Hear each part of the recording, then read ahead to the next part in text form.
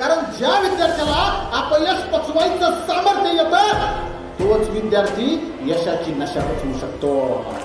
तोच विद्यार्थी यशाची. जर कधी असा वाईट विचार तुमच्या मनात आला तर फक्त माझं एक वाक्य ध्यानात ठेवा, अरे आईच्या दुधाची आणि बापाच्या घामाची उतराई झाल्याशिवाय मी मरणाचं नाव सुद्धा घेणार नाही. त्यामुळे तुमच्या आई बापासाठी तुमच्या नंबरपेक्षा, तुमच्या मार्कापेक्षा, तुमच्या करिअरपेक्षा तुमचा जीव जास्त लाख मोलाचा आहे. ते नीट ध्यानात ठेवा.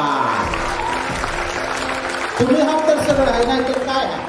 आणि आपल्या आई बापांनी तळहाटाच्या फळाप्रमाणे तुम्हाला जपलं. तुमचा बाप रोज सकाळी किती वाजता उठून राबतो, रक्ताचं पाणी करतो, तुमच्या शाळेच्या फी भरतो. हे जर नीट डोळ्याने बघितलं तर लक्षात येईल की माझ्यासाठी माझा बाप किती लढतोय आणि त्यांच्या भविष्यासाठी मी किती अभ्यास करतो.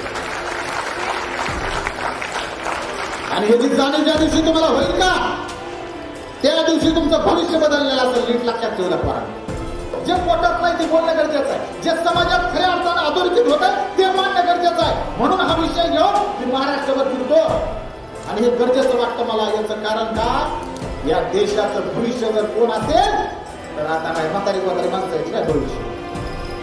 हे नाही भविष्य. आता त्यांनी भविष्य घडवलंय आत्ताच. त्या सगळ्या जुन्या जाणत्या माणसांनी, आपल्या वयोवृद्ध माणसांनी त्यांनी त्यांच्या काळात लय काम केलंय. आता देशाची मदार कोणाच्या खांद्यावर आहे? आपल्या. मी पण आहे त्यात. आपल्या खांद्यावर आहे. तर इथून पुढच्या काळात तुझा रंग कोणता आहे म्हणून तुम्हाला कोणी किंमत देणार नाही. तुझं कर्तृत्व किती छान आहे म्हणून तुम्हाला किंमत मिळणार आहे. या वयात तुम्ही तुमच्या मेंदूवर काम केलं पाहिजे. तुमचा मेंदू जर तल्लख झाला, सुशिक्षित झाला, सुधारित झाला तर या जगातला प्रत्येक माणूस तुम्हाला शालूट ठोकल्याशिवाय राहणार नाही. अरे ज्या शाळेला मैदान नाही त्या शाळेतल्या लेकरानं खेळाडू होण्याचं स्वप्न बघायचं कसं. तरी आजच्या कार्यक्रमासाठी आपल्याला लाभलेले प्रमुख पाहुणे विशाल गरड सर यांचे स्वागत आजच्या कार्यक्रमाचे म्हणजेच टीम एज्युकेशनचे झुळे सर हे करतील अशी त्यांना मी विनंती करते.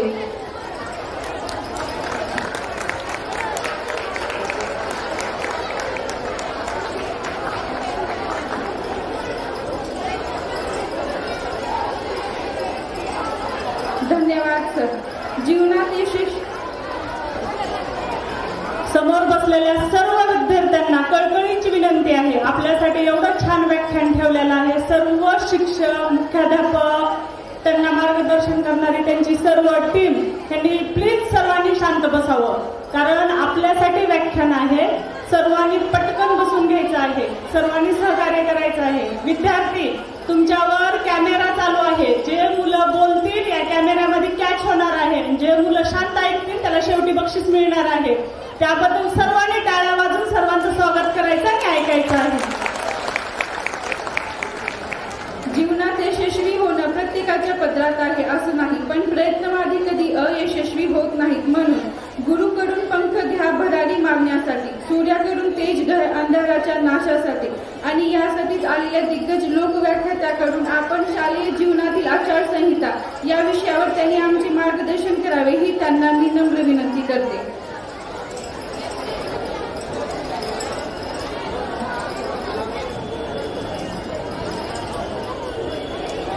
आपण आता व्याख्यानाला सुरुवात करणार आहोत. ज्यांचं व्याख्यान आपल्या सगळ्यांच्या समोर होणार आहे त्या व्याख्यानाचा विषय आहे शालेय जीवनातील आचारसंहिता. आणि ज्यांच्या माध्यमातून हे लोकव्याख्यान आणि सगळ्यात महत्वाचं म्हणजे विद्यार्थी व्याख्यान ज्याला आपण म्हणूयात. कारण मराठवाडा एज्युकेशन कॉन्क्लेव्ह होत असताना विद्यार्थ्यांच्या जीवनातील खरी आचारसंहिता काय असली पाहिजे.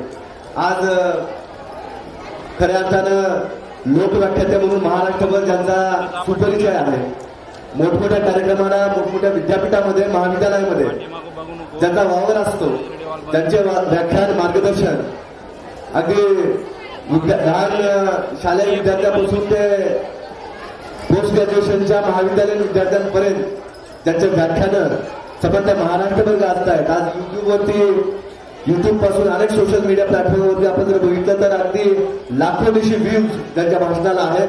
असे लेखक, व्याख्याते म्हणजे अष्टावधानी व्यक्तिमत्व जरी त्यांना म्हणलं तर ते वावगं ठरणार नाही. कारण एक असं वेगळं नेतृत्व समाज माध्यमामधनं की ज्यांच्या माध्यमातून अनेक प्रश्नांना, अनेक विचारांना, अनेक विचारल्या गेलेल्या प्रश्नांना समर्पक उत्तर देणारा हा आवाज आज मराठवाडा एज्युकेशन कॉन्क्लेव्ह मध्ये आलेला आहे आणि त्या आवाजाला आपल्या सगळ्यांना ऐकायचं आहे.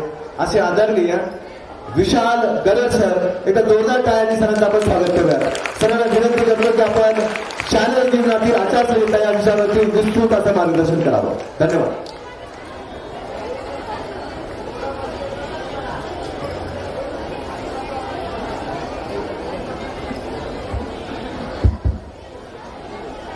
आज एक इतिहास घडलाय. हो, आज एक इतिहास घडला जो मी माझ्या हृदयावर कोरलाय. आता कशी बघायला बघा. हो, आज एक इतिहास घडला जो मी माझ्या हृदयावर कोरलाय. अरे या महाराष्ट्रातल्या सगळ्यात मोठ्या शैक्षणिक महासंमेलनात बोलण्याचा मान या विशाल गरजला पहिल्यांदाच मिळाला.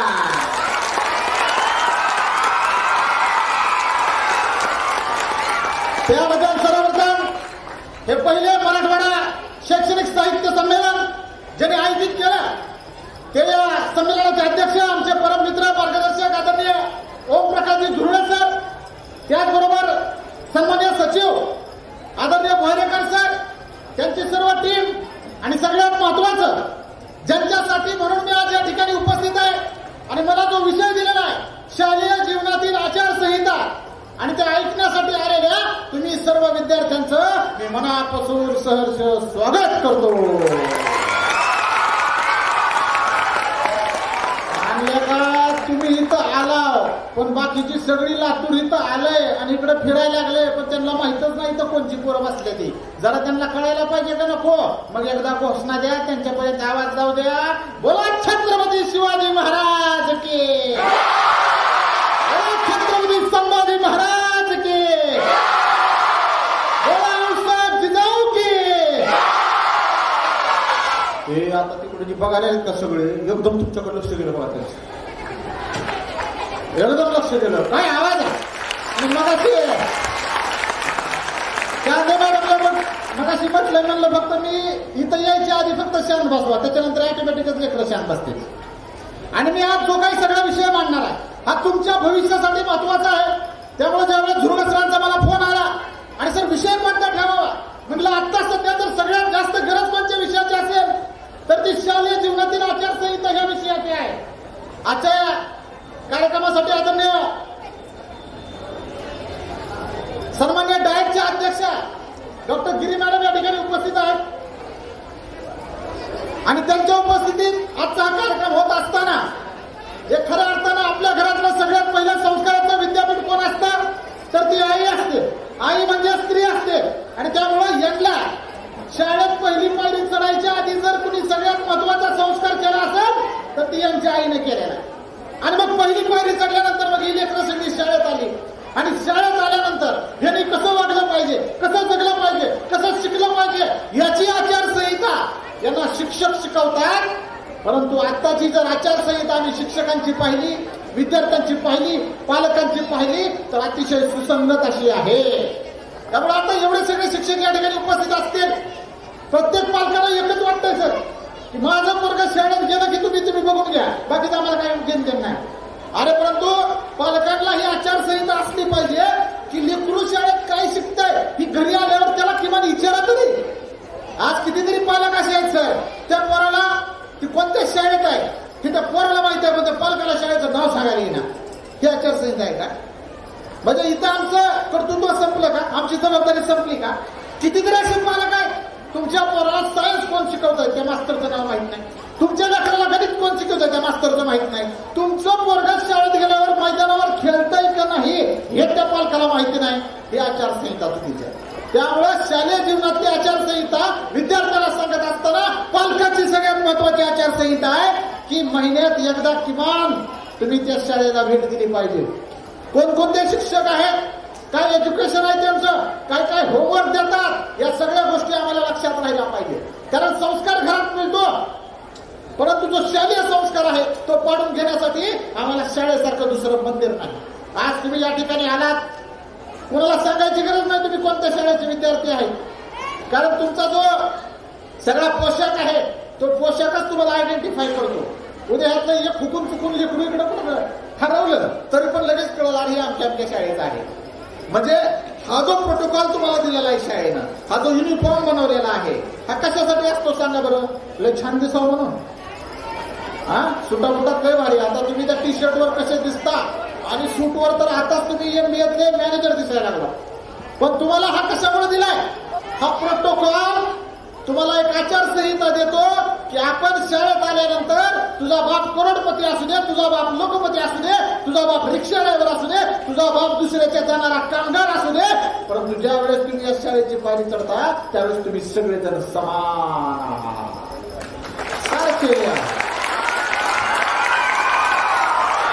आणि मग हे जे आचारसंहिता आहे हे आम्हाला लक्षात येणं काळाची गरज आहे. आज ज्या वेळेस मी सगळ्या शाळेत महाविद्यालयात जातो आणि खंत वाटते, त्यामुळे पोटतिडकीनं हा विषय मांडतो की आमच्या सगळ्या लेकरांना, आता जर मी म्हटलं की आपल्या भारताचा जो ध्वज आहे तो भारताचा ध्वज सगळ्यात पहिल्यांदा किती साली तयार झाला, आपला जो भारताचा राष्ट्रीय ध्वज आहे त्याच्यामध्ये किती रंग आहे, नेमकं त्या रंगाचा अर्थ काय, हेच रंग कशामुळे आहेत, सगळ्यात पहिल्यांदा तो झेंडा कुणी फडकावला, हे असे प्रश्न विचारले तर आमच्या सगळ्या लेकरांना ते माहिती नसणार आहे. पण जर मी पक्षाचं विचारलं एखाद्या तर त्याच्या राष्ट्रीय अध्यक्षासहित सगळं सांगतात का नाही? हे बारकी पोरं, यांना त्यांचा नेता माहिती, यांना तो पक्ष माहिती आणि त्या पक्षाच्या घडामोडी माहिती, रोज टीव्हीवर तेच आहे की. मग शालेय जीवनातील आचारसंहिता सांगत असताना मी आवर्जून एक महत्वाचा मुद्दा अधोरेखित करून सांगतो की 18 वर्ष पूर्ण होईपर्यंत जोपर्यंत तुम्हाला मतदानाचा अधिकार येत नाही तोपर्यंत तुम्ही राजकीय पक्षाच्या झेंड्याचा अभ्यास करू नका. तुम्ही संरक्षण करा भारताच्या झेंड्याचं, कारण तुम्ही सगळेजण कोण आहात? भारतीय. बस ही लई महत्वाची आचारसंहिता आहे. पण जर तुम्ही तुमच्या धाकल्यावर लिहिलेली जात जर सतत तुम्ही अधोरेखित करत राहिलात शाळेत सुद्धा तर हा आचारसंहितेचा भंग होईल. कारण विद्यार्थ्याचं नाव घेताना कुणी प्रत्येकाच्या जातीपातीचं नाव घेत नाही रे. मग छत्रपती शिवाजी महाराजांना आदर्श मानताना आपण का आदर्श मानायचा? कारण शिवाजीराजांनी हे जे हिंदवी स्वराज्य निर्माण केलं, हे 18 पगड जाती 12 बलुतेदार सर्व धर्मीय माणसांना एकत्र करून शिवाजी महाराजांनी मोठ बांधली, म्हणून त्यांचं दैदिप्यमान विश्वाला वंदनीय असं स्वराज्य निर्माण झालं. आणि जर महाराज म्हणले असते नाही माझा जन्म मराठा जातीत झालेला आहे, फक्त मराठीचीच पोरांनी यावं, आपणच आपल्याला फक्त स्वतःचं स्वराज्य निर्माण करायचंय असं म्हणले का महाराज? नाही. मग आपल्याला आपली शाळा तरी अशी म्हणते का? नाही. कोणतीच जगातली शाळा, कोणताच जगातला शिक्षक हा तुम्हाला तुमच्या कास्टवर क्लासिफाय करू शकत नाही.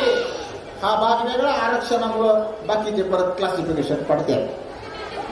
आणि मग आता जे सगळं रणगंधन चालू आहे, समाज म्हणून तुम्ही समाजाकडे बघत असताना कितीतरी मुलं आत्महत्या करताना दिसतील तुम्हाला, कितीतरी नैराश्य आलेली लेकरं दिसतील तुम्हाला. आता तर नवीन 2 शब्द आलेत मॅडम, ते 2 शब्द लय खतरनाक आहेत. त्या 2 शब्दांनी प्रचंड लहान लहान लेकरांचा जीव घेतलेला आहे. ते शब्द आहेत, पहिला शब्द आहे टेन्शन आणि दुसरा आहे डिप्रेशन.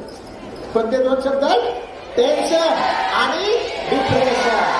आमच्या शाळेतल्या लेकरांचा सगळ्यात जास्त सध्याचा शत्रू कोण असेल तर ते 2 शब्द आहेत. आणि ह्या 2 शब्द यांच्या डोक्यात असं बसले. आता तुम्ही तर सेमी काय इंग्लिश मिडियमचे आहेत मॅडम, पोर सेमी इंग्लिशचे असतात. तुम्ही हे मराठी शाळेत जावा, कोणत्याही शाळेत जावा, काही लेकरांना तर स्पेलिंग बी माहित नाही त्याचं. ते नुसतं म्हणतात I am in depression. Spelling of depression I don't know. अरे ज्याला स्पेलिंग माहित नाही डिप्रेशनचं आणि तू डिप्रेशन मध्ये चालला, मग शालेय जीवनातील आचारसंहिता काय सांगते की बाबा रे तुला अजून लय मोठं व्हायचंय, तू आताशी अंड्यामध्ये आहे, त्या अंड्यातून बाहेर येऊन त्याची कोंबडी होणार, त्याला पंख येणार, फडाफडा करत ते वरी उडणार आणि मग तिथून जर काही बरं वाईट झालं तर मग टेन्शन मध्ये येणार. अरे तो अंड्याच्या आतमध्ये असताना टेन्शन मध्ये आला म्हणल्यावर काय करावं?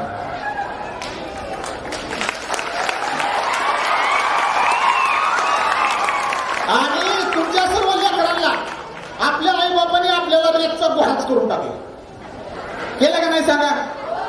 रेचा गोडा म्हणजे आता तुम्ही तुमच्यामध्ये प्रचंड संवेदना आहे, तुमच्यामध्ये एवढी ताकद भरलेली आहे की तुम्हाला नवीन काहीतरी दैदिप्यमान काहीतरी करू वाटते.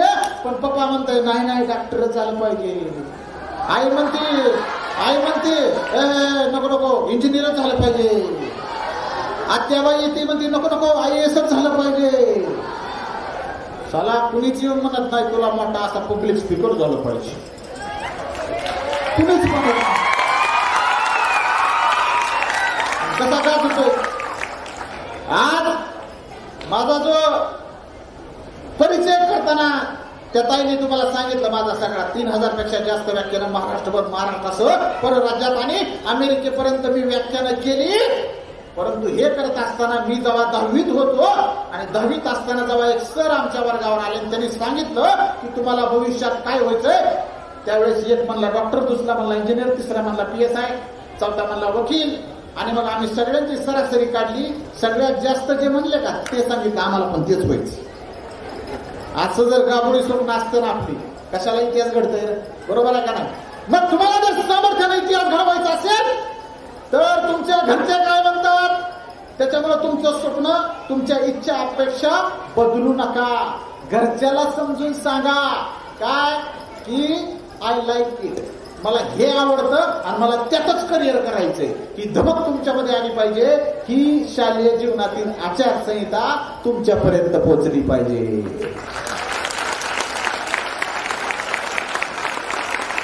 आता काही शाळेत जातो मॅडम, मी आता यांना जर मार्क विचारली का तर हे सगळेजण 9च्या पुढे सांगते बघा, आहे ना. अरे बाबा आमच्या वेळेस 70-80% मार्कवाला बोर्डात यायचा, कळलं का. आणि आता ज्याला 80-85% मार्क पडलेत का ती तर स्वतःला अस्पृश्य समजते. काय मार्क आहेत का. आणि हे कुणी घातलं हे डोक्यात तुम्हाला, तुमच्या पालकाने. अरे रेकचे घोडे करून टाकले तुम्हाला त्या पालकाने. आणि त्या पालकाला सतत वाटतं की माझ्या पोराचा, माझ्या पोरीचा पहिलाच नंबर यावा. का बाकीच्या नंबरने इतिहास नाही काय घडवला. मग आता मी जेवढी नावं सांगतो, मी जेवढी सगळी नावं तुम्हाला उच्चारतो, तर बघा त्यांनी इतिहास किती मोठा घडवलाय. पहिलं नाव आहे Sachin Tendulkar. You know, do you know. Virat Kohli, do you know. Amitabh Bachchan, do you know. Lata Mangeshkar, do you know. AR Rahman, do you know. अजून काय काय सांगावं काय नाही. विशाल गरड घडविला केला का, लय मोठा घडविला. आता काय सांगायचं काय घडविला, कसा घडविला. माझ्या जिंदगीत कधी पहिला नंबर आलेला नाही. 10वी पर्यंत अजिबातच नाही. कधीतरी कुणी असं प्रशस्ती पत्र द्यायला लागलं का आणि म्हणतो किमान उत्तेजनार्थ तरी मिळावं की, पण ते सुद्धा नशिबात नाही. म्हणून आमचं वाटलं झालं का नाही झालं. परंतु त्यावेळेस असे कितीतरी विद्यार्थी होते जे फक्त 10वीत एका विषयात नापास झालं म्हणून फाशी घेतली. असे कितीतरी विद्यार्थी आहेत 12वीत नापास झालं म्हणून लटकलं. आणि मग त्या आई बाबाचं काय चुकलं रे तुला मोठं करून. 9 महिने 9 दिवस आई ज्यावेळेस तुम्हाला पोटात वाढवली त्यावेळेस त्या पोटाचा उद्धार करण्याचं सामर्थ्य हे तुमच्या अंगी असतं. आणि जोपर्यंत त्याच्यामुळे हे बघा सर तुम्ही तर नापास होतच ना, मला चांगलं माहिती आहे. आणि तुम्ही व्हायला लागला तरी ही शिक्षक काही तुम्हाला नापास होऊनच देत नाही, ही पण मला माहिती आहे. आणि सरकारचं म्हणतं ही नापासच झाली नाही पाहिजे पोरं. आणि ह्याच धोरणामुळं आमची लेकरं गाबोळी तयार व्हायला लागली. चक्क गाबोळी. का बरं गाबोळी म्हणतो. अरे तुला नापास कसं व्हायचं याचं जर माहित नसेल तर तू यशाची नशा कसं काय अनुभवणार. म्हणून अपयश यशाची पायरी असते असं का म्हणतात, कारण ज्या विद्यार्थ्याला अपयश पचवायचं सामर्थ्य येतं तोच विद्यार्थी यशाची नशा पचवू शकतो. तोच विद्यार्थी यशाची नशा. आणि पराभव झाला की आमची पोरं लटकतात. मी प्रत्येक व्याख्यानात सांगतो ही तुमची शालेय जीवनातील आचारसंहिता असली पाहिजे की तुम्ही 10 वेळेस नापास व्हा, परंतु पुन्हा चांगला अभ्यास करून मी चांगला मार्क पाडेल, मी अजून पहिला नंबर आणीन असं सामर्थ्य तुम्ही अंगी बाळगा. खचून जाऊ नका, हरवू नका.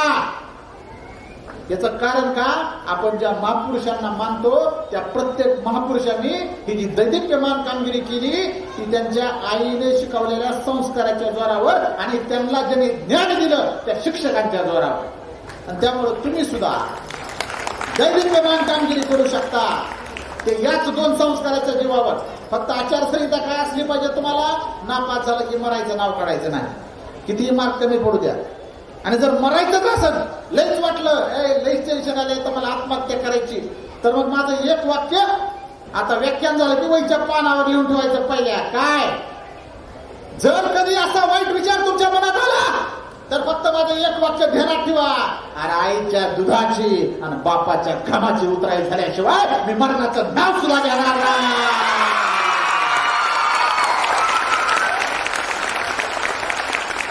बास एवढं जरी केलं तरी तुम्ही या जगातले सगळ्यात सर्वश्रेष्ठ विद्यार्थी म्हणून जन्माला याल.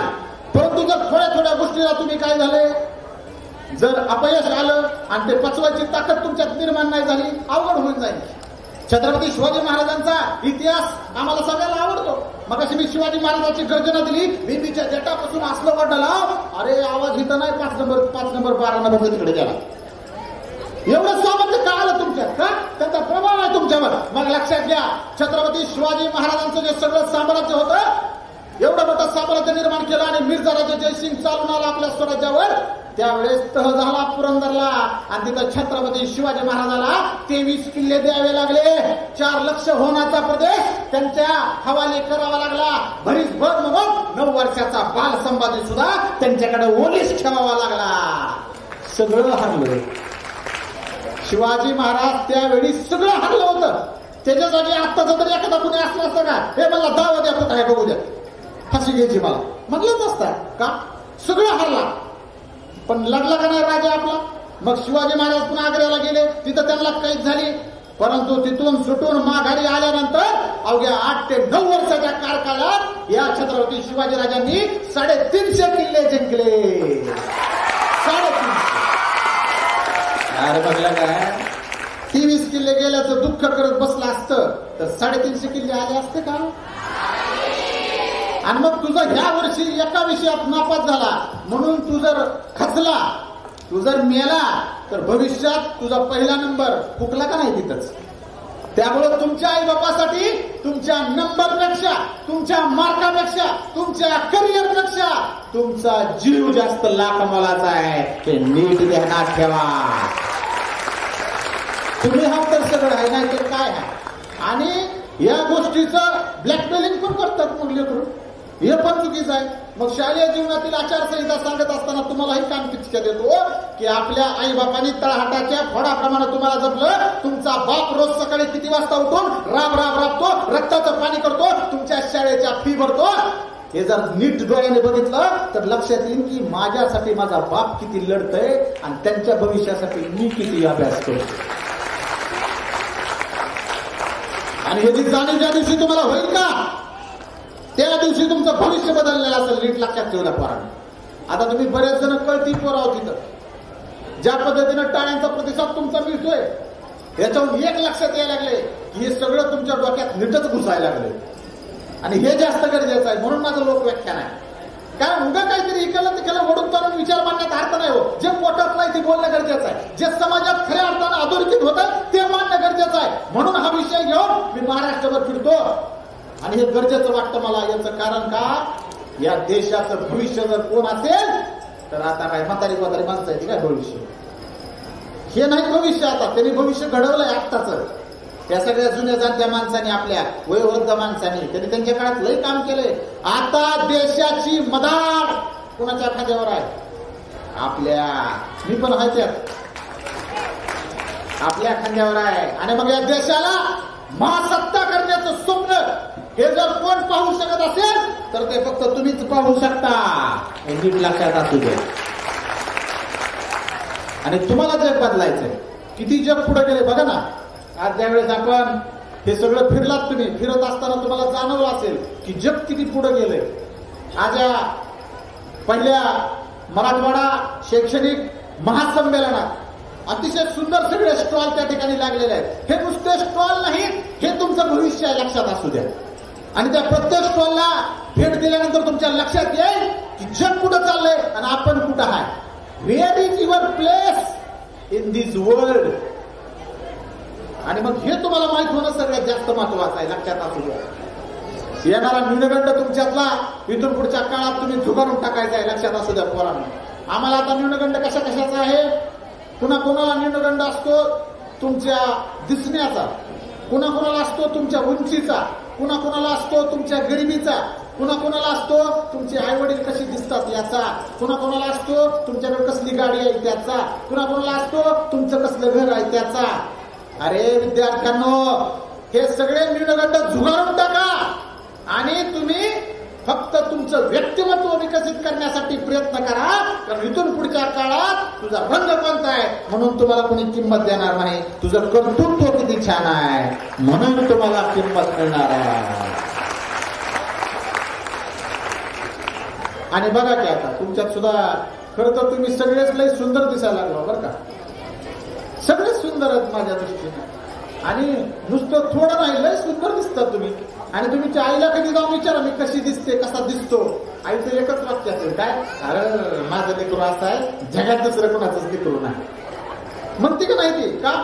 कारण तिनं तिच्या उदरात तयार झालेल्या लेकराला नावच ठेवू शकत नाही, भाडती ठेवतील. तुम्हाला काय टेन्शन आहे, ठेव तू काय मला करतीब लावलाय दुधाचा घरी, काहीच नाही. मग तुम्हाला बोलायचा अधिकार तुम्ही बोला, पण मी जसा आहे, मी जशी आहे तसंच मी स्वतःला स्वीकारणार की आचारसंहिता शालेय जीवनात तुमच्यामध्ये रुजली पाहिजे. आणि कितीतरी लेकर आहेत आता, वाईट वाटते सर. पहिले आपले दप्तर असायचे, काय असायचं फटकी मध्ये असायची, काय असायचे पेन असायचा ते दोरा बांधायला. आता तुम्ही जरा उघडून बघा आपल्या पोरांची पाऊच, त्याच्यामध्ये फेर अँड लवली दिसते, त्यामध्ये पावडरचा डबा दिसतोय. मुली जरा जास्त असल्या, खरं बोललं म्हणून हसलं का काय, पण खरं वास्तव आहे बघा. ऐका, तुम्ही आता शालकरी मुली आहोत, तुमचा एवढा विषय नसेल, असेल मी काय सांगावं बाबा, पण महाविद्यालयीन जीवनात जर गेलं का तुमचं पाऊल, तर आता विज्ञान तुम्हाला मी काय सांगणार, तुमच्या शिक्षकांनी फार छान वर्गात शिकवलेलं आहे, 8वी पासून त्याची पायाभरणी चालू आहे. मग आता विज्ञानाशी कसं सुसंगत आपण वागतो ते मी पुढच्या 5 मिनिटात तुम्हाला सांगतो बघा, की आम्ही कसं दिसावं. याचा न्यूनगंड आमच्यावर फार मोठा आहे.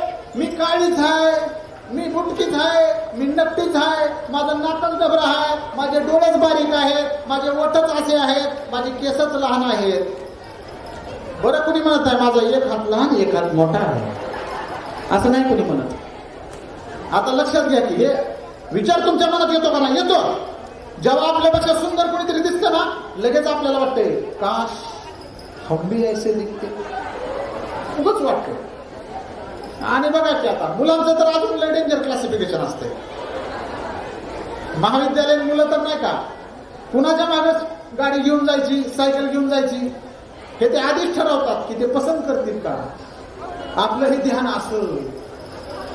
म्हणजे तुम्ही काय करता, तुमच्या बाह्य आवरणाला जास्त महत्व देता, शालेय जीवनामध्ये त्या आवरणाला महत्व देऊ नका. कारण त्याच्यात आपल्या आईबापाचे पैसे वाटोळे होते. कसे होते? नुसत्या मेकअपवरचा खर्च जर तुम्ही काढला वर्षभराचा, आताचा तुमचा बराच खर्च आहे. आता सुद्धा किती जणी इथं बघा लिपस्टिक लावून आल्या, अजून काय पॉन्ड्स ब्युटी लावली, फेअर अँड लवली लावून आल्यातच, कळतंय का. आणि आता ही जर फॅन मी 10 मिनिटं बंद केले, बरोबर आहे का नाही, खरा चेहरा समोर येईल.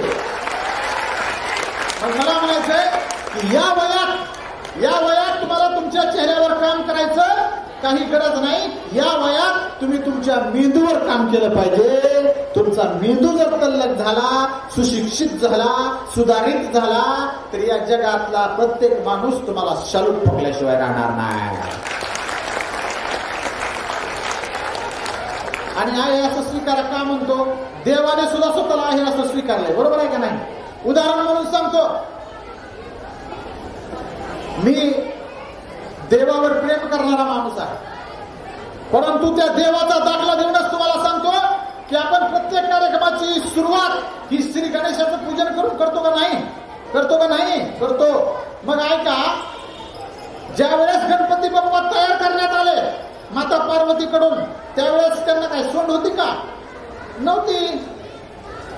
मग त्याच्या पुढचा इतिहास तुम्हाला माहिती आहे की त्यांचा शिरच्छेद झाला आणि मग त्यांना सांगण्यात आलं असं शंकरांना सांगण्यात आलं की आता तुम्ही काय करा, तुम्ही बाहेर जाताना जो पहिला पशु तुम्हाला दिसेल, कुणीही पशु असो मानव असो, तर त्याचं जे शिर आहे ते त्याला बसेल.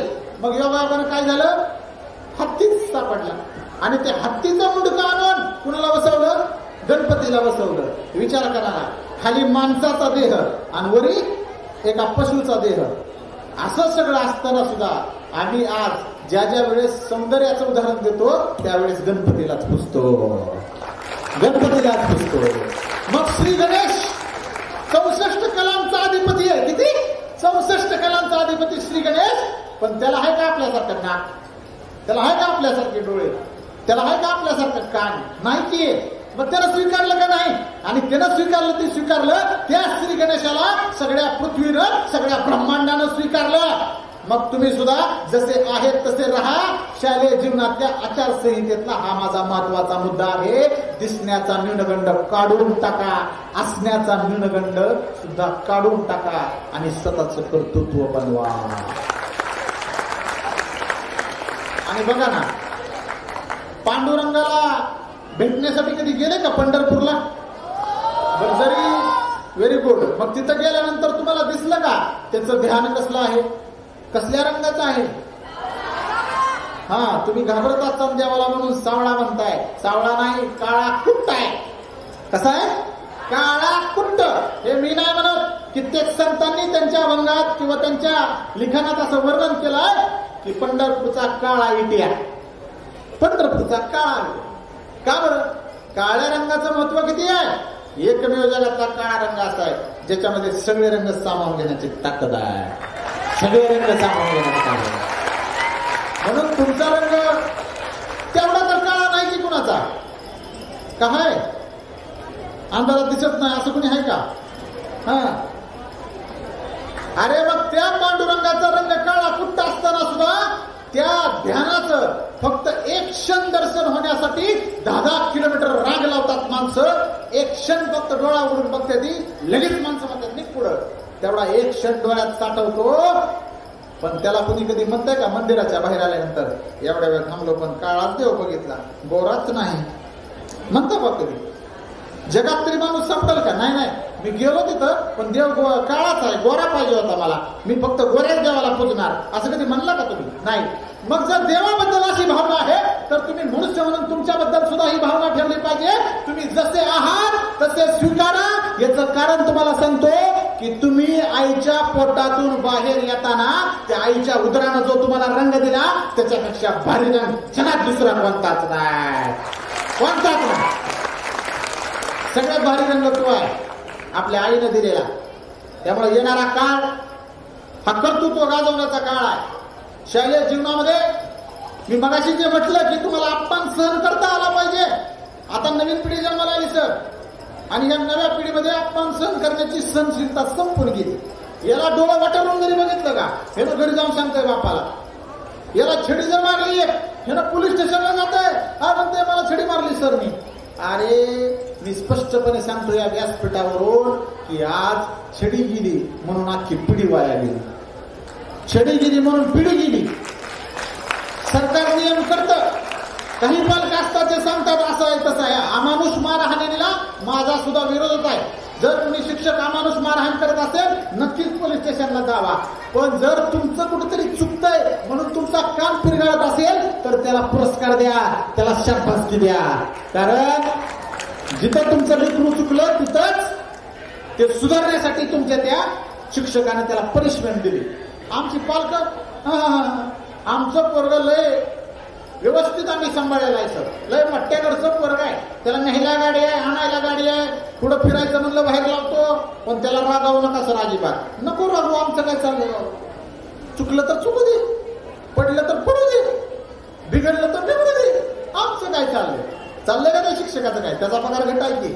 अरे पालकांनो, मी शालेय जीवनाची आचारसंहिता सांगत असताना तुम्हाला सुद्धा महत्वाची आचारसंहिता सांगतो की ज्यावेळेस तुम्ही तुमचं लेकरू शाळेमध्ये टाकता, महाविद्यालयामध्ये टाकता, त्यावेळेस तुम्ही टाकताना पहिल्यांदा त्या शिक्षकाला सांगा की जिथं जिथं माझं लेकरू चुकल तिथं तिथं तुमचा एक धपाटा, योग्य धपाटा योग्य वेळी पडू द्या. बघू कसं बिघडतंय पोरग. सर आपले दिवस आठवा की आमचं एक सर होतं मोहिते सर म्हणून पीटीला होतं. असलं घाबरायचं की एक असा आमचा चौक आहे गावात पांगरी, तिकडून जर कोणी येताना दिसलं का तर आम्ही टपरीत खालीला पाहिजे. खालचं नसते का जागा त्यात यंदा तर ती बरोबर टपरी कशी चालतं त्यांच्या मित्राकडं. मी खाली ते जेवण होतं का खाली बसलो होतो असा आणि असं बघायचं गेलं का सर गेलं का. ही भीती होती साहेब. प्रत्येकाच्या आठवणी ताज्या झाल्या असतील. मास्तर गुरुजी काय शब्द होते. त्या मास्तराला बदनाम करून टाकला या पालकाने बी आणि या समाजाने बी. मा म्हणजे माई, स्तर माई म्हणजे आई, आईच्या नंतर आईच्या त्या स्तरापर्यंत येऊन शिकवत जर कोण असेल तर तो आहे मास्तर. परंतु ह्या मास्तराला बदनाम करण्याचं काम काही समाज माध्यमांनी केलं, कित्येक पालकांनी सुद्धा केलं, काही अंशी आमच्या सरकारनं सुद्धा केलं. म्हणजे येणाऱ्या काळात आमचा शिक्षक हा जर अजून बलशाली करायचा असेल तर त्या शिक्षकाला जे तुम्ही काम देता का बाकीचे ते सगळे बंद केले पाहिजे. आणि त्या शिक्षकाने शाळेत शिकवावं का तुमची जनगणना करावी का तुमच्या निवडणुकीच्या ड्युट्या कराव्या आणि तुम्हाला महासत्ता भारत बनवायचा आहे. ही सुद्धा आचारसंहिता सरकारनं पाळली पाहिजे. आणि जे जे काही अमानुष कायदे शिक्षकाच्या विरोधात तयार करण्यात आले त्याचा सुद्धा फेरविचार केला पाहिजे. कारण या पिढीला एका पोलीस असणाऱ्या शिक्षकाची गरज आहे.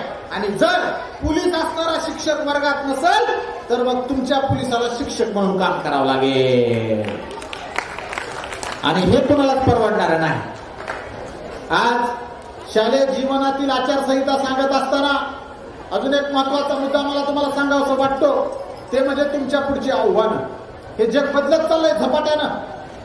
अगदी तुमच्या समोरचा काळ आठवा की ज्या वेळेस आम्ही रिंग वाजल्याला कानाला तो फोन लावायचो आणि तिथून अवघ्या ह्या 10 वर्षाच्या कालखंडामध्ये आम्ही स्क्रीन टच पर्यंत आलो.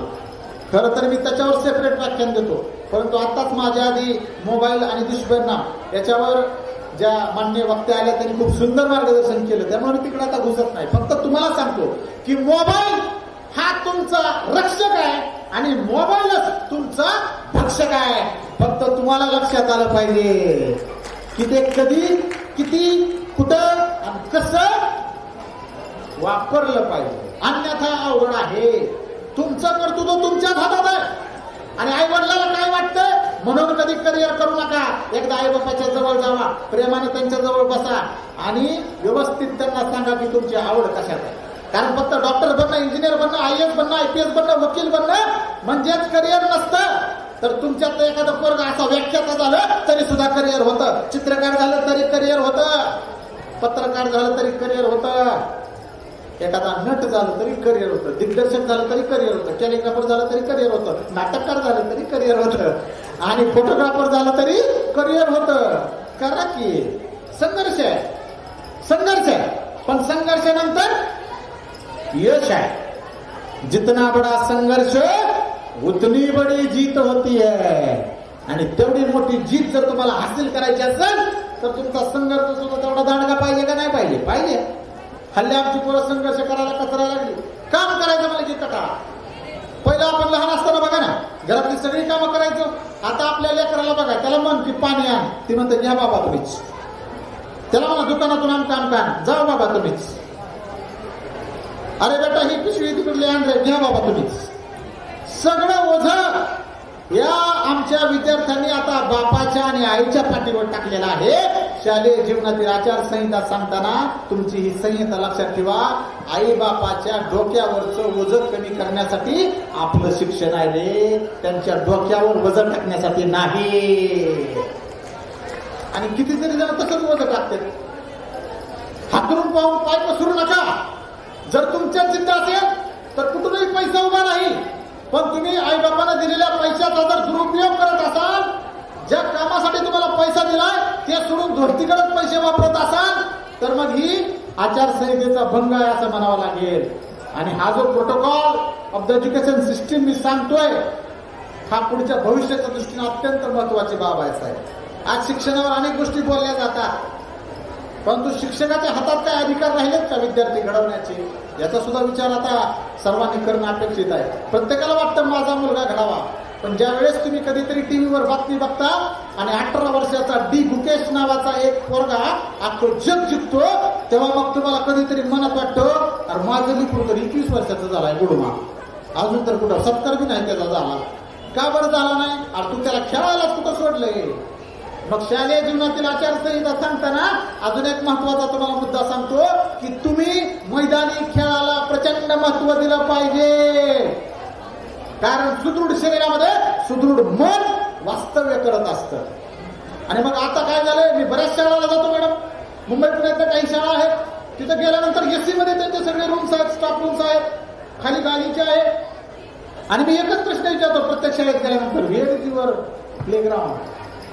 ते म्हणतात सर इथं स्क्वेअर फुटावर भाव आहे, प्लेग्राऊंड कुठून आणतात? आणि मग त्या शाळेला मी 0 मार्क देतो. याचं कारण काय?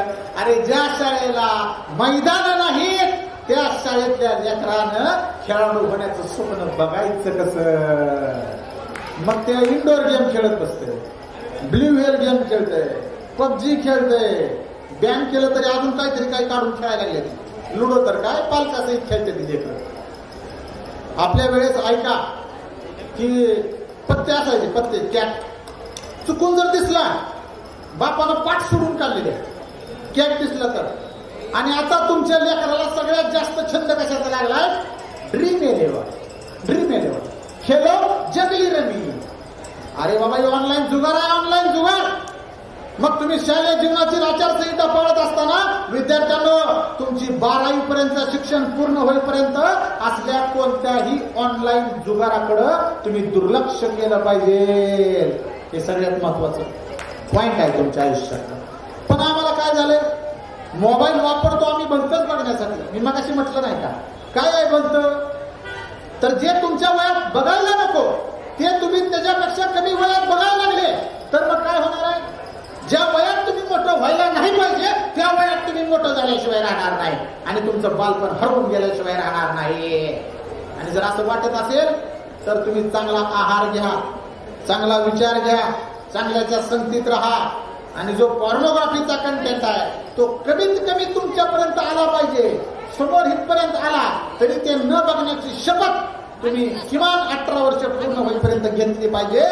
तर तुमचं जे लवकर वयात येण्याचं प्रमाण आहे ते नक्कीच कमी झाल्याशिवाय राहणार नाही. लय महत्वाचा मुद्दा. दुसरा महत्वाचा मुद्दा आहे की शीतते. हल्ली व्यसनाधीनतेचं प्रमाण हे ऍडोलसंट एज मध्ये प्रचंड वाढत चाललेलं आहे. म्हणजे लहान लहान पोरं आहेत अगदी शाळेच्या मागे जातात, सिगरेट पेते. लोक बघतात तंबाखू मळताना, ह्याला वाटतंय भारी घेताय तंबाखू मळतंय. लोक खातात पुढे असं असं करून बघताय, त्याला वाटतं लय मस्त आहे काहीतरी, घेताय ते पुढे खाताय. अरे तुमचं लेकरू तुम्हाला कधी येऊन म्हणणार आहे काय मला पुढे खायला पैसे द्या? ती म्हणणार आहे का मला सिगरेट प्यायला पैसे द्या? तुमचं लेकरू तुम्हाला कधीच खरं बोलणार नाही. आणि तेवढा तुम्ही संबंध ठेवला नाही त्या लेकरासोबत की त्यानं सगळं तुम्हाला खरं सांगत. अरे आज शालेय जीवनातल्या पोरं पळून चालली, सैराट व्हायला लागलं यांचं. याला कोण जबाबदार आहे? याला पालकच जबाबदार आहे. का? कारण पालकाकडे ही तंबूत माहिती नाही की आपलं लेकरू नेमकं जातंय कुणासोबत, येतंय कुणासोबत. शाळेला जातंय खरंय, बोलतंय कुणासोबत, मोबाईलवर चॅटिंग कुणासोबत करताय, मोबाईलवर काय सर्चिंग करताय, हाय का ह्याची माहिती? याचा बाप सगळीकडे म्हणतोय मला अख्या दुनियाचा अभ्यास आहे, सगळ्या दुनियाला मला मी ओळखतो.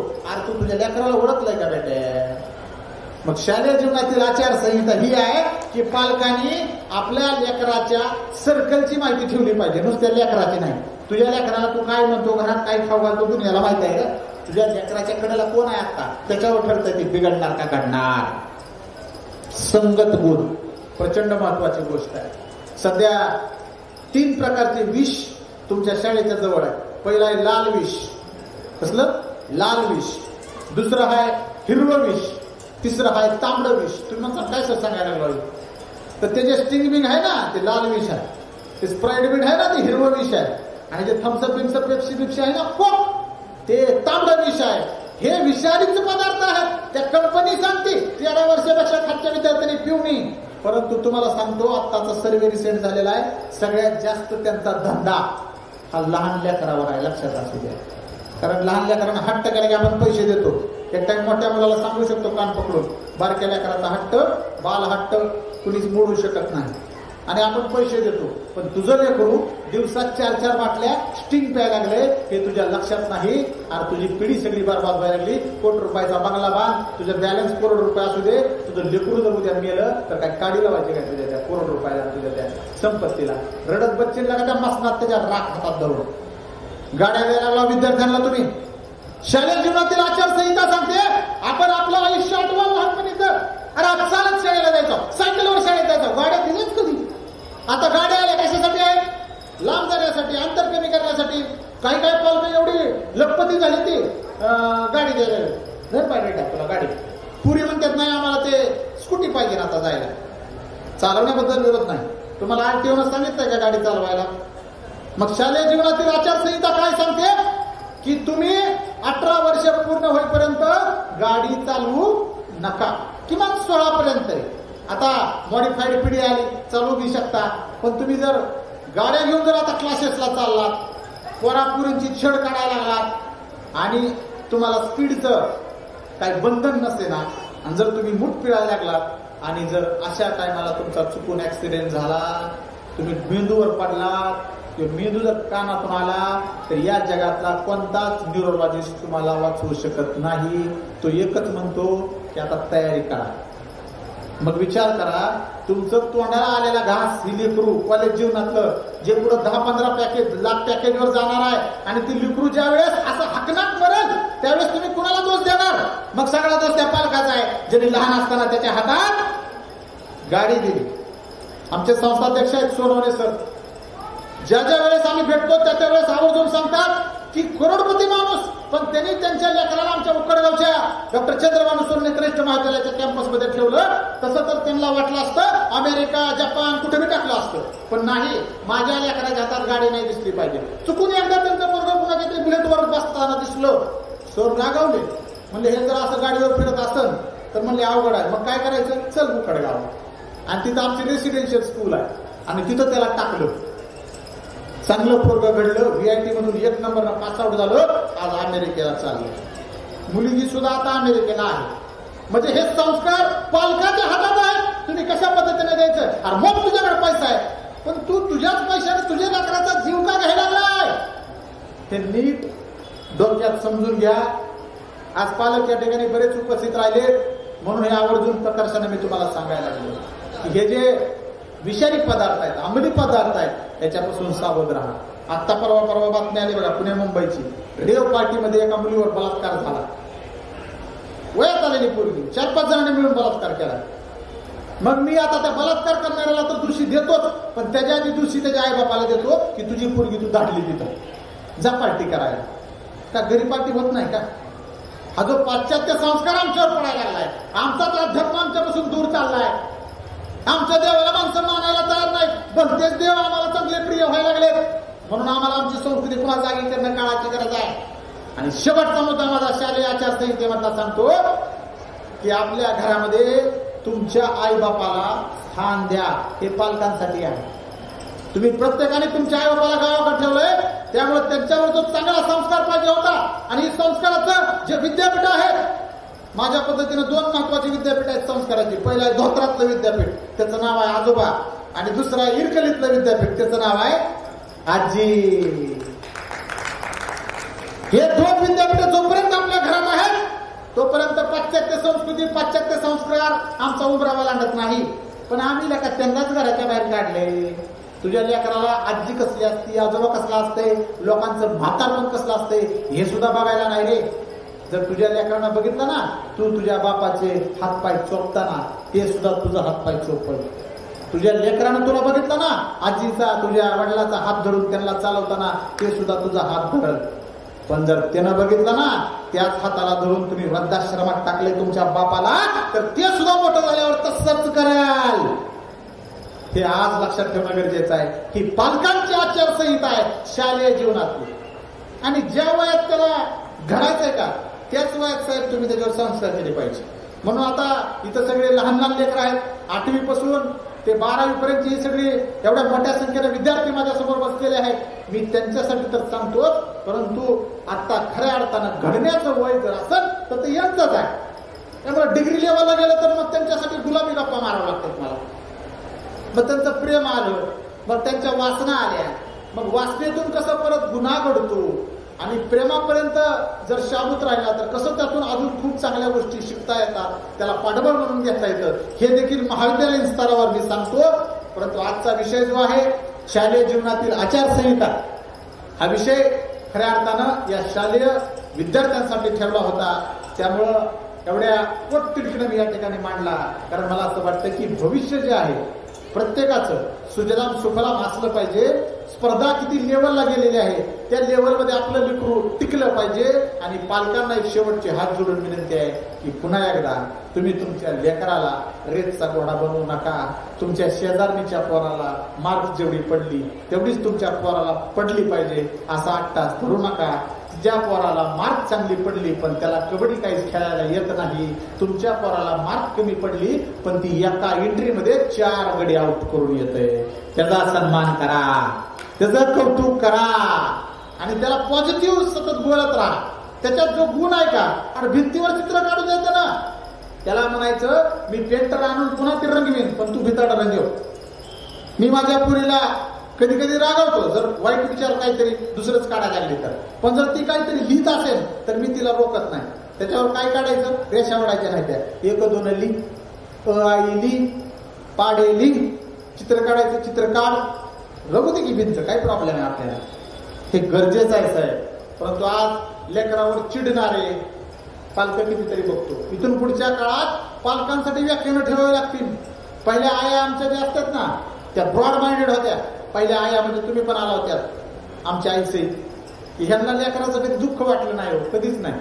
आत्ताच्या म्हणजे ह्या रिसेंट आया आहेत का तुम्ही बघा, असंच डोक्याला हात लावून बसलेले सगळे, की आमच्याच नशिबाला कशामुळे आलं एवढं ताप. तर त्यांना कुठं माहिती आहे तू लहान असताना किती आई बापाला ताप दिलाय. प्रत्येकाला पॅरेंटिंग ही इतकी आवर्जून गोष्ट आहे, आवडीची आहे तेवढीच ती त्रासदायक आहे. लेकरू 5 वर्षाचं होईपर्यंत झोपीचा तर नादच करायचा नाही तुम्ही. अहो माझी मुलगी आता लहान मुलगी जी आहे, मला 2 मुली आहेत, पहिली कादंबरी, दुसरी शिवलक्ष्मी, दोन्ही पुरीच, आणि दोन्ही पुरीचं स्वागत थाटामाटात केलं. आणि आता हौस बी नाही कशाची, का भविष्य तिचा, हे भविष्य काय मुलींचं असणार आहे हे आज तुम्ही लिहून घ्या. त्यामुळे स्त्री जन्माचं स्वागत करा आणि स्त्रियांना शिकवा, मुलींना शिकवा. मुलगी शिकली तर प्रगती झाली, कारण एक मुलगी शिकली की अख्खं कुटुंब शिकतं, तिच्यात तेवढं सामर्थ्य येतं. माझी बायको स्वतः M.Com आहे, मास्टर इन कॉमर्स, कुठं जॉब करत नाही. म्हणलं this is most important job, parenting, जगातला सगळ्यात मोठा जॉब, जे लाख रुपये देऊन सुद्धा कोणी करणार नाही. आपली आईच आपल्या लेकराला चांगलं शिकवू शकते, चांगल्या गोष्टी वाईट गोष्टी, ठीक आहे, राग दपाटा आणि तिनं ते करणं गरजेचं आहे. परंतु आता हे होताना दिसत नाही. पैशाच्या महागा लागली दुनिया सगळी, आणि आमची आचारसंहिता भंग झाली. त्या लेकराला तू बघायचं सोडून पैसे कमवण्यासाठी आम्ही सर्व्हिसला चाललो. ती बाई 10 वाजता जाती आणि संध्याकाळी 8 वाजता येते. तिला हाय 50,000 पगार, आणि ती म्हणते गेलं तर गेलं 10,000 रुपये त्या आयाला, ते ठेवती आया. अरे तुमचं एवढं भारी लेकरू 8-8 तास ज्या स्त्रीच्या ज्या माणसाच्या सहवासात राहील त्याचं काहीतरी शिकेल का नाही, शिकणार की राहा, हे आम्हाला लक्षात येणं गेले. आणि तुमचा तरी कुठं पर्यायच नाही. सध्या जगणंच एवढं महाग झालंय की एक लेकरू झालं की माणसं म्हणले बास आता पोटच भरलं. दुसऱ्याचं नाव काढायचं म्हणलं तरी काटा येते अंगावर. आता का, ते एकट्याची सगळी पॅरेंटिंग, त्याचे शैक्षणिक फी, ते सगळं जर बघितलं तर मग अंगावर काटा उभारतो की सर्वसामान्यांचं शिक्षणच राहिलं नाही. आणि म्हणून असे कार्यक्रम आयोजित करून आज जो निर्णय आपल्या मराठवाडा एज्युकेशन कॉन्क्लेव्ह मध्ये मांडला गेला, हा एवढा सुंदर सब्जेक्ट घेऊन आदरणीय जुरळे सर असतील, सहदेव सर असतील, या सगळ्यांनी मिळून हा एवढा सुंदर विचार आपल्या लातूर शहरात आणला. खरं तर यांचं कौतुक करावं तेवढं कमी आहे, कारण हे असले मोठे नियोजन फक्त दिल्लीत होतात, मुंबईत होतात, बाहेरच्या राज्यात होतात, बाहेरच्या देशात होतात. परंतु शिक्षणाच्या बाबतीत आपण जरी स्वतःचा डंका मारत असू तरी सुद्धा कुठंतरी आपली एक दुकरी नस असते, आणि ती नस ही होती की जगात जे काही चाललंय ते एका छताखाली आमच्या सगळ्या पालकांना आणि विद्यार्थ्यांना बघायला मिळालं पाहिजे. परंतु ती हौस आज या मराठवाडा एज्युकेशन कॉन्क्लेव्ह मध्ये पूर्ण झाली असं म्हणता येईल. खरं तर बोलण्यासारखं बरंच आहे, प्रचंड आहे. परंतु मी मगाशीच म्हटलं की 2-3 सेशन सलग चालू आहेत आणि मग बाहेर कुठं असं व्याख्यान असले की मी तास दीड तास तर थांबत नाही, परंतु तासभर झालं बोलतोय. बरेच विद्यार्थी शाळा असल्यामुळे आता कल्टी मारायला लागल्यानं आणि मला असं वाटतं की कोणची गोष्ट गुढीत संपलेली चांगली असते. तुम्ही थांबा म्हणायच्या आधीच आपण थांबलेलं कधी पण चांगलं, पण तसं तुम्ही म्हणणार नाही. परंतु जो किती वेळ बोलावं याच्यापेक्षा कुठं थांबावं हे ज्या वक्त्याला कळतं तोच खरा वक्ता असतो आणि मी त्या टाईपचा आहे.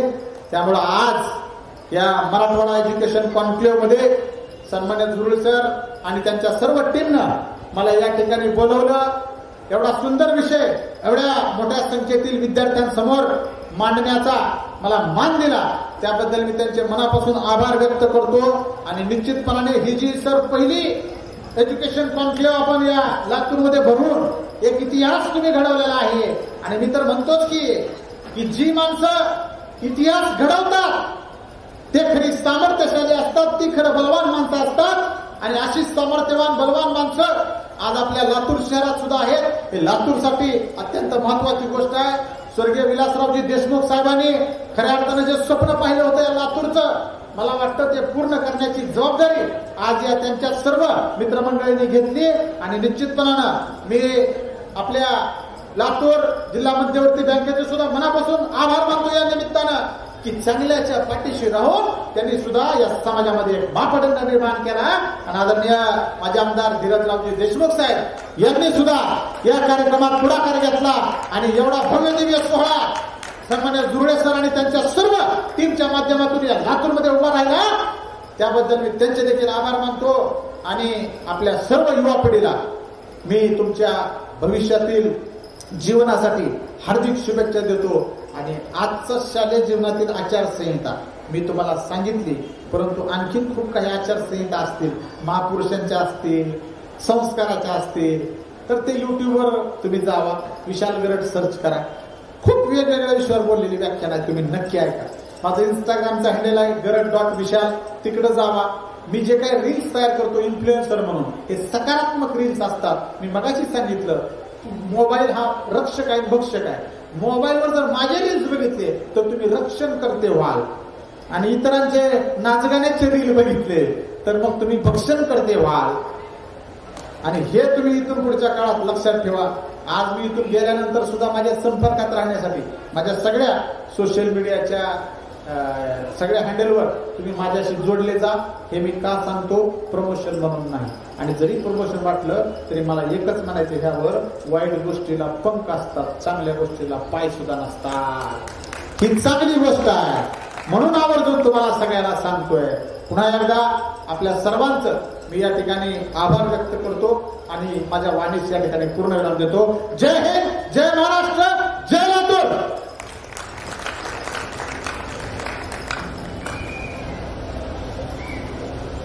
अत्यंत चांगल्या पद्धतीत आपल्याला गरड सरांनी मार्गदर्शन केलेलं आहे. खरंच त्यांनी सांगून दिलेलं आहे की आपल्याला मोबाईलचे किती दुष्परिणाम आहेत.